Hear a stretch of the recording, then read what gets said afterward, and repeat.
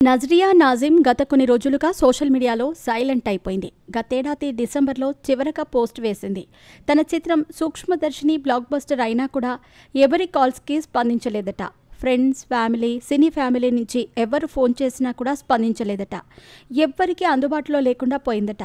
ఈ విషయాలన్నీ చెబుతూ అందరికీ సారీ చెప్పింది నజ్రియా. అందరినీ క్షమించమని కోరుతూ ఓ ప్రెస్ నోట్ రిలీజ్ చేసింది. నజ్రియా ఇన్ని రోజులు సోషల్ మీడియాకి దూరంగా ఉందట. అసలు ఎవ్వరి ఫోన్లు లిఫ్ట్ చేయలేదట. తాను ఇన్ని రోజులుగా కాస్త డిప్రెషన్లో ఉందట.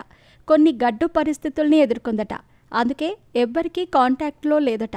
తన సూక్ష్మదర్శిని సినిమా హిట్ అయిన తర్వాత ఎంతోమంది ప్రశంసించేందుకు ఫోన్లు కూడా చేశారట. కానీ ఎవ్వరి ఫోన్స్ కూడా లిఫ్ట్ చేయలేదట.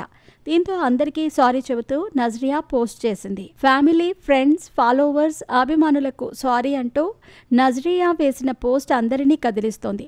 అసలు మీకు ఏమైంది? ఎందుకు డిప్రెషన్లోకి వెళ్లారు? అసలు ఏం జరిగింది అంటూ కామెంట్లు పెడుతున్నారు.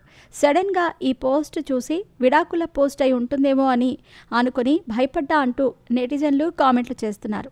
గత కొన్ని నెలలుగా నజ్రియా ఇలా సైలెంట్గా ఉండటంతో విడాకుల ఇష్యూ జరుగుతుందేమో అని రూమర్స్ కూడా వచ్చాయి. నజ్రియా 30వ బర్త్డే వేడుకల్ని, న్యూ ఇయర్ సెలబ్రేషన్స్ ఇలా అన్నింటినీ మిస్ చేశానని సారీ అంటూ అందరికీ చెప్పింది నజ్రియా.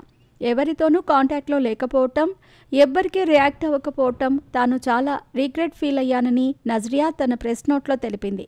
నజ్రియా, ఫాహద్ ఫాజిల్ మధ్యలో ఏం జరిగి ఉంటుందో అని అంతా అనుకుంటున్నారు. వారిద్దరికీ పర్సనల్గా ఎలాంటి ఇబ్బంది లేదని నజ్రియా నాజిం ఫాహద్ అని పోస్ట్ చూస్తేనే అర్థమవుతుంది. బెంగళూరు డేస్ సినిమాతో సౌత్ మొత్తంలో నజ్రియా గురించి టాక్ నడిచింది. ఆ తర్వాత రాజారాణితో తెలుగులో నజ్రియాకు మరింత ఫ్యాన్ ఫాలోయింగ్ పెరిగింది. అంటే సుందరానికి అంటూ నానితో నజ్రియా నటించింది. అయితే ఈ చిత్రానికి మిక్స్డ్ టాక్ వచ్చింది. దాంతో నజ్రియాకు తెలుగులో బ్లాక్ బస్టర్ మిస్ అయినట్టుగా అనిపించింది. ఆ మూవీ బ్లాక్ బస్టర్ అయి ఉంటే నజ్రియాకు మరిన్ని ఆఫర్లు వచ్చి ఉండేవేమో.